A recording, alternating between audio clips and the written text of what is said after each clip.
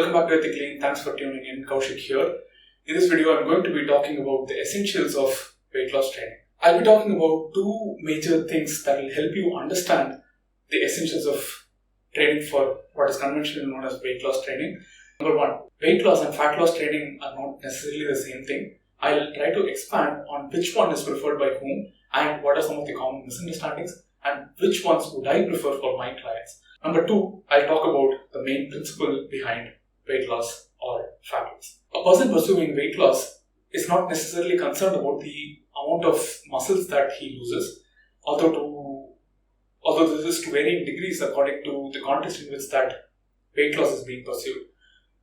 What I mean by this is an average Joe who is just concerned about weight loss is not concerned about how much muscle he loses, while a martial artist who tries to compete in a particular weight class is concerned about weight loss to a certain degree, but he's also concerned about how much or where the loss is happening.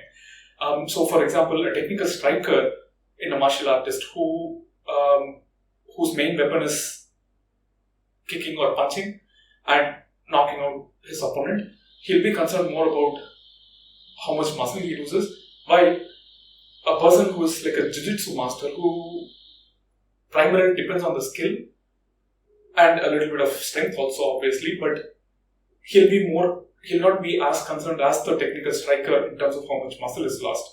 A person wanting fat loss, on the other hand, is primarily concerned about fat loss. That is, they may be even okay with maintaining the same weight they are at right now, but they're more concerned on how much muscle is lost while they are pursuing fat loss. This then spurs a concept called lean bulking, which is common in the bodybuilding community. This is where you maintain a caloric deficit while your protein levels are higher, usually anywhere between 1.4 grams to 2 grams per kilogram of body weight. And this helps you gain muscle because of the higher protein intake, while it also burns fat, at least theoretically, because of the caloric deficit that you're maintaining. This lean bulking phase is easier for beginners, but it gets progressively harder for intermediates and advanced athletes, and hence they resort to bulking and cutting cycles with appropriate periodization. What I mean by that is, depending on the goal that a person has, the periodization will be different. For example, a bodybuilder will be periodizing for increasing the muscle size in different muscles of his body so that it is aesthetically appealing, while a person who is training for strength may be concerned more about periodization for movement patterns. Similarly, a person who is concerned about a particular attribute of a sport will be periodizing a particular type of training for improving that attribute so that it improves their ultimate performance. When an average Joe says that weight loss is their target, they are usually meaning fat loss, but they're not able to articulate it like I've done before because they don't have a nuanced understanding of fat loss versus weight loss.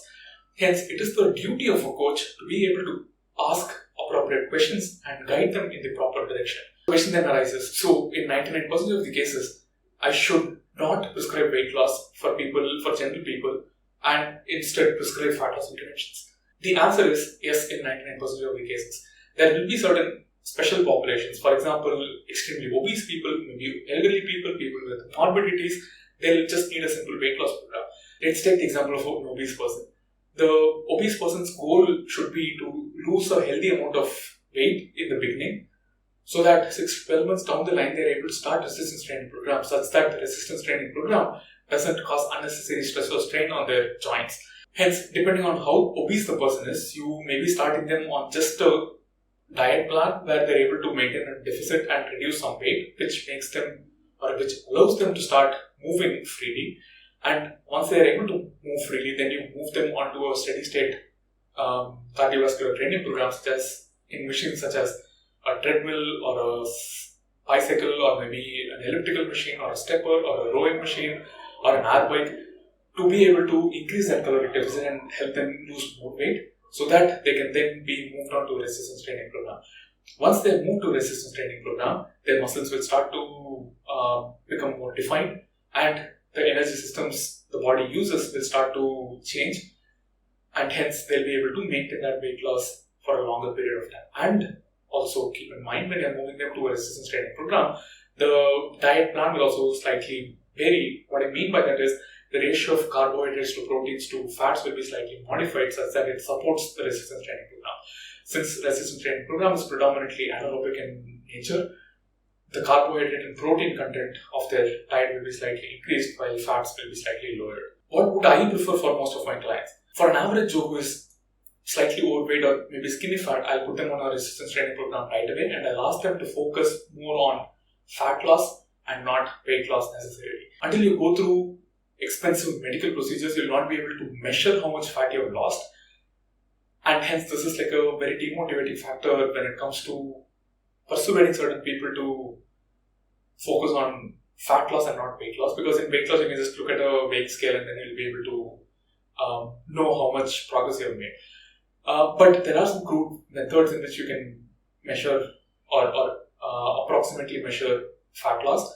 We'll talk about that in a different video. But one of the easiest ways to do it is to just look at the mirror before and now. Are you able to see a difference in the way in which your body looks?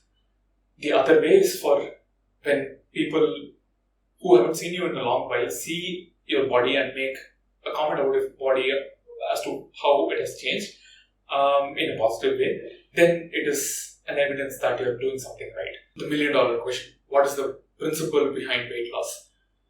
When it comes to weight loss or fat loss, caloric deficit is the key. If someone says there's another way to achieve weight loss or fat loss in a natural way apart from caloric deficit, they are bullshitting you. Just don't listen to them. No matter who you are, and assuming that you have a fine hormonal status, you can't achieve weight loss or fat loss without caloric deficit. There are obviously shortcuts that you can take, such as taking fat loss pills from the black market. But the generic fat loss pills that are available on the market, they are just shit. They don't do anything to you.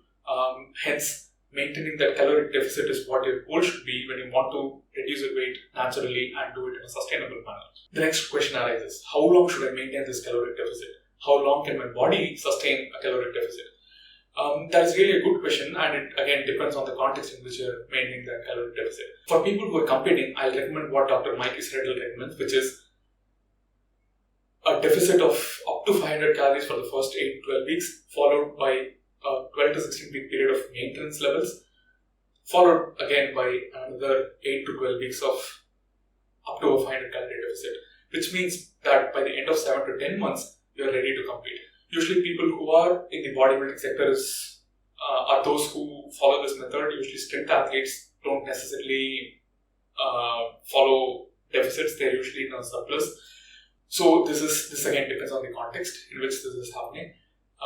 But for an average Joe, if you're just wanting to lose some weight or maybe lose some fat, you just ensure that you maintain up to 200 calories, 100 to 200 calories over a period of up to 6 months, which is followed then by 2 to 3 months of maintenance levels, and again you can follow the 100 to 200 calorie deficit for another 6 months. This will be easy on your body to maintain and maintain that weight loss in a sustainable manner over the long run. If you're also resistance training during this period, you'll be able to put some definition on your muscles, and if you're going up to a maintenance or maybe a slight caloric surplus, you'll also be able to add some size to your muscles. So again, this all depends on your goal, hence you'll have to mix and match these different strategies to be able to attain the goal that you want to attain. And this is where having a trainer who has the knowledge and has experience training people will really be helpful. Of course, how much muscle you can add with this surplus depends on a lot of factors, which is beyond the scope of this video. There are 6 key takeaways from this video. Number 1, the purpose of weight loss and fat loss are different, and hence the coach or the trainer should be the one who's guiding their clients in an appropriate direction so that they're able to attain their desired goal. Weight loss training is usually for people who are preparing for competitions or maybe who are competing in a particular weight class, like in martial arts, while those who are training for fat loss are mainly concerned about body recomposition. How does their body look for aesthetic purposes? When they're training for hypertrophy, for example. Again, there are some differences, like we discussed before, wherein obese people, old people, or maybe people with morbidities just need a simple weight loss program. It could be just a nutrition plan, or just a training plan, or maybe a combination of both. Number 3, a combination of fat loss and weight loss is usually preferred by certain athletes. And for general people, fat loss should ideally be the goal that they should have for a healthy lifestyle. Number 4, the training methodologies will differ depending on what type of training you want to undertake. So, for example, those who are looking at weight loss will primarily concentrate on steady state cardio, while those who are training for fat loss, they do weight training sessions, resistance training sessions. Number 5, caloric deficit is the key, regardless of whether your goal is weight loss or fat loss. Number 6, the length of time for maintaining a deficit will be dependent on your goals and the magnitude of deficit that you're maintaining during that period. I hope this video was helpful to you. Let me know if it did in the comment section below. We'll talk about training for endurance in the next video, which will be posted next Saturday. Like and share this video, subscribe and hit the notifications button so that you receive a notification when I post the next video on training for endurance. If you would like to get a personalized nutrition and or a personalized training program, you can reach out to me on WhatsApp, email, Facebook and Instagram, for which appropriate links are provided in the description box below. I'll see you all soon. Keep making those gains.